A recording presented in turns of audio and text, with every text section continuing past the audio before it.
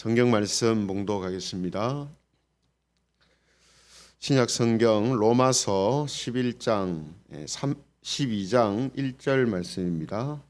로마서 12장 1절 말씀 한 절만 봉독합니다.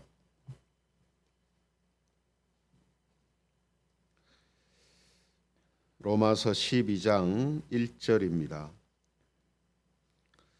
말씀을 제가 봉독하겠습니다. 그러므로 형제들아 내가 하나님의 모든 자비하심으로 너희를 권하노니 너희 몸을 하나님이 기뻐하시는 거룩한 산 제물로 드리라. 이는 너희가 드릴 영적 예배니라. 아멘. 우리 같이 다시 한번 읽겠습니다. 12장 1절입니다. 시작. 그러므로 형제들아 내가 하나님의 모든 자비하심으로 너희를 권하노니 너희 몸을 하나님이 기뻐하시는 거룩한 산 제물로 드리라. 이는 너희가 드릴 영적 예배니라. 아멘. 오늘은 기독교인의 삶의 특별함, 기독교인의 삶의 특별함, 이런 제목을 가지고 하나님 말씀을 증거하겠습니다. 오늘부터 로마서 12장을 설교할 건데요.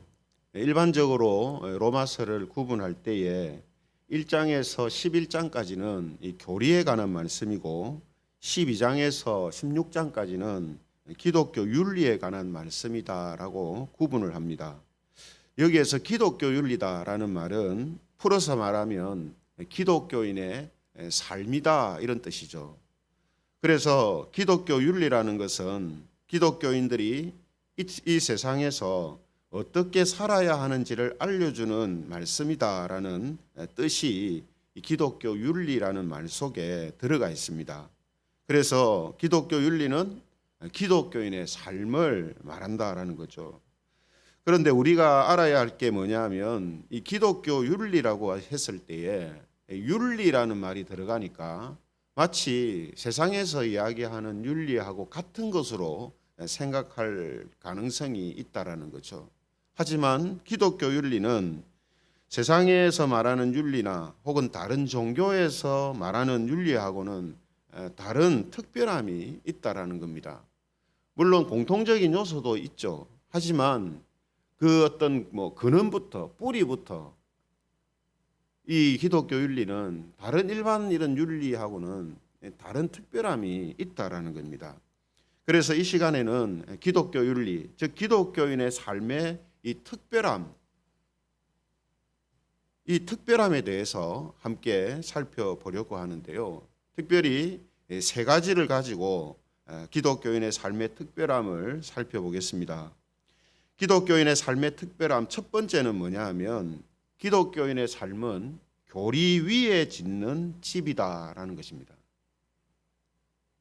교리 위에 짓는 집이 바로 기독교인의 삶이라는 거예요. 그래서 오늘 본문을 보시면요. 그러므로라는 단어로 시작하고 있거든요.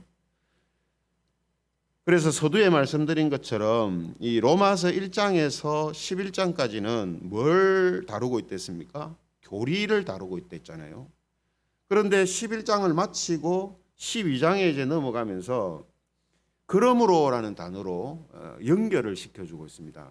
이 말은 앞서 이야기했던 교리적인 부분, 하나님에 대해서, 인간에 대해서, 죄에 대해서, 구원에 대해서, 그리스도에 대해서 다루었는데 12장부터 시작되는 기독교인의 삶이 연결된다는 겁니다. 앞의 교리, 뒤의 삶 따로가 아니라는 거죠. 이론 따로, 실제 따로가 아니라 이것은 하나로 연결되는 것이다라는 의미가 이 그러므로라는 단어 속에 푹 들어가 있는 것입니다. 그러므로 기독교인의 삶이라는 것은 이 교리와는 불가분의 관계에 있습니다.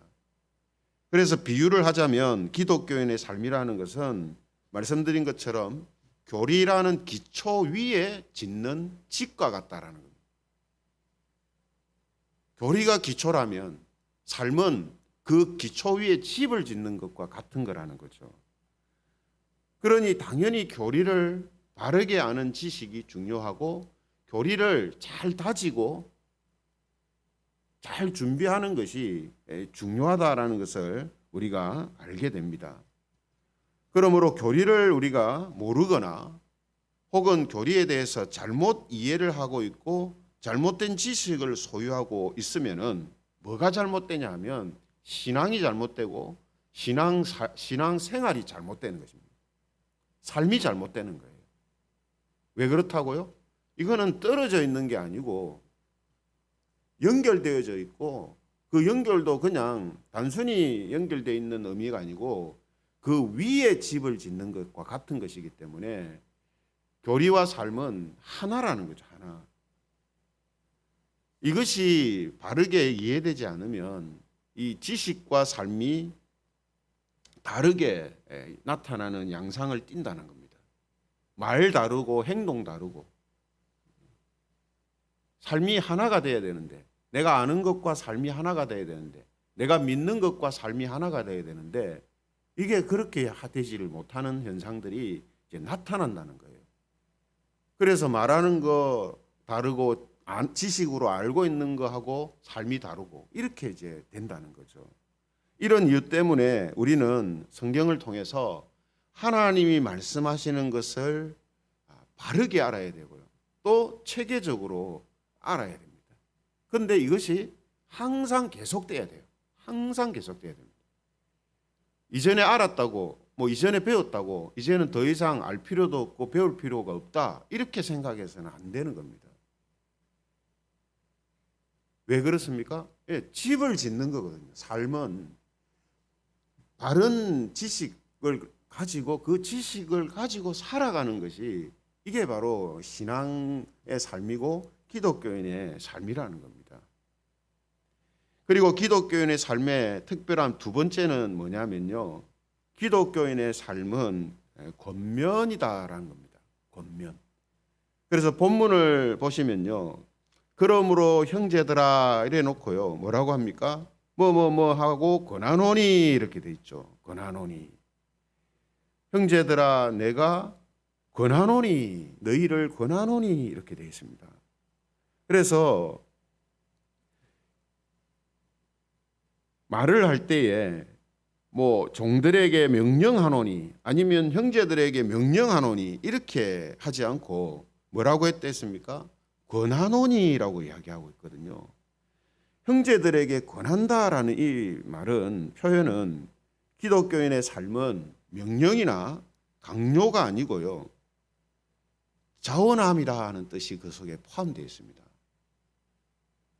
명령이나 강요가 아니라는 거예요. 그래서 권면한다라는 말은 자원함으로 이것은 지키고 자원함으로 살아가는 것이다라는 의미가 이 속에 포함되어 있는 겁니다. 그래서 우리가 성경의 구조도 그렇고요. 또 서신서의 구조도 그렇고 항상 먼저 앞에 뭐가 나오냐면 교리가 나오거든요. 그리고 나서 삶을 다룹니다. 왜냐하면 기독교 윤리는 이런 거다. 이렇게 살아라. 이렇게 바로 우리에게 제시하는 것이 아니고 살 수밖에 없는 이유를 우리한테 이야기하는 겁니다. 교리를 이야기한다는 것은. 그러니까 일반적으로 종교에서 말하는 윤리, 또 세상에서 말하는 윤리는 무조건 살아야 된다는 거거든요. 무조건 살아야 된다. 그러니까 명령이에요. 이건 그냥 자원함이 아니고 무조건 이렇게 해야 돼. 이렇게 되는 거죠. 그러나 기독교 윤리는 뭡니까? 그렇게 살 수밖에 없는 이유를 먼저 이야기한다는 거예요. 그 말은 그래서 권하는 거예요. 이게 명령이 아닙니다. 그렇게 살게 되는 이유를 이야기해 주는 거예요. 그렇게 살 수밖에 없는 이유, 그렇게 살게 되는 이유를 먼저 우리한테 설명을 하는 거예요. 그래서 기독교 윤리는 기독교인의 삶은 명령이기 때문에 사는 게 아니라 그렇게 해야 되는 이유를 알기 때문에 자원함으로 하는 거예요. 자원함으로. 그래서 삶은 우리에게 뭡니까? 권하는 거죠. 그래서 앞에 1장에서 11장까지 복음에 대해서 이야기를 할 때는 아주 선포적이죠. 선포적. 예. 근데 12장의 모든 내용들은 명령이고 선포가 아닙니다. 이렇게 해라 혹은 이렇다 이게 아니고 권하는 거예요. 왜죠? 그렇게 살아야 되는 이유를 충분히 설명을 했고 또 그렇게 살게 되는 이유가 기독교인들한테는 있기 때문이죠. 예. 그래서 권한다라고 지금 이야기하는 것입니다. 그리고 권한다라는 이 표현은 또 어떤 의미가 포함되어 있냐면 기독교인의 삶은 수준이 아니라 방향이다라는 의미도 그 속에 있다라고 생각할 수가 있습니다. 왜 그렇습니까? 만약 수준이다라면 기독교인의 삶을 어떤 수준, 어떤 것을 달성하는 것이어야 된다라고 만약에 생각하는 것이라면 이거는 권하면 안 됩니다. 명령해야 되죠. 이 수준에 올라야 되니까, 이 수준에 도달해야 되니까 명령하고 다그치고 강요하고 강권해야 되는, 강력하게 그 압박을 해야 되는 거죠. 근데 권한다는 말은 무슨 말입니까? 예, 기다려주기도 하고 배려하기도 하고 여유가 있잖아요. 그죠? 권한다는 말은. 이거는 어느 수준을 지금 목적으로 하는 게 아니라 방향을 목적으로 한다는 거예요. 기독교인의 삶은 이 수준, 이런 수준으로 도달해서 해야 된다. 이게 아니고 이 방향으로 가야 된다라는 것을 의미한다는 거죠. 그래서 권하는 거예요. 왜 이 정도 수준도 못 돼? 이게 아니라 이 방향으로 가고 있다면 그 수준은 언젠가는 이루어질 거야. 이렇게 이야기하는 거죠. 권한다는 말은. 방향이 잘못됐다는 말은 무슨 말이냐면 교리가 잘못됐다는 말이거든요. 그거는 지금 삶을 권하는 문제로 접근하면 안 되고 교리를 다뤄야 돼요. 하나님이 누구신지, 죄가 무엇인지, 인간은 어떻게 되는 것인지, 구원은 어떻게 이루어지는 것인지 그것을 다시 배워야 되는 거예요. 그래야 방향을 잡을 수가 있거든요. 방향을. 올바른 방향을 잡을 수 있는 기초가 다져진단 말이에요. 그리고 나서 이러한 삶은 이렇게 할 때는 이런 방향으로 살아야 되고 이런 경우에는 이런 방향으로 살아야 되고 하는 이 제시가 권하는 것이 가능해진다는 거죠. 그리고 그 방향을 바르게 잡고 나아갈 수가 있는 겁니다. 그러므로 형제들아라고 말하면서 권한다라는 이 표현은 우리의 삶은 기독교인의 삶은 수준을 목적으로 하는 게 아니고 방향을 목적으로 하고 있다라는 것을 이 표현 속에 들어가 있다는 것을 알게 된다는 겁니다. 그리고 마지막으로 기독교인의 삶의 특별함 세 번째는 뭐냐면 기독교인의 삶은 하나님의 자비가 뼈대다라는 것입니다. 하나님의 자비가 뼈대다. 그래서 본문을 다시 보시면 그러므로 형제들아 너희를 권하는데 무엇으로 권한다라고 하냐면 하나님의 자비하심으로 너희를 권한다 이렇게 되어 있습니다. 하나님의 자비하심으로 너희를 권한다. 이 말은 하나님의 자비하심을 아는 자들한테 권한다 이런 뜻이거든요. 결국 권하는 것이 그 사람한테 이루어지는 것은 무엇을 통해서 이루어지느냐 하면 하나님의 자비하심을 알고 믿는 것을 통해서 이루어진다라는 것을 지금 말하고 있습니다. 그래서 우리가 교리가 만약에 기초라면, 교리가 기초라면 또 삶은 그 기초 위에 집을 짓는 것이라면 그 집의 뼈대 역할을 해주는 것, 뼈대.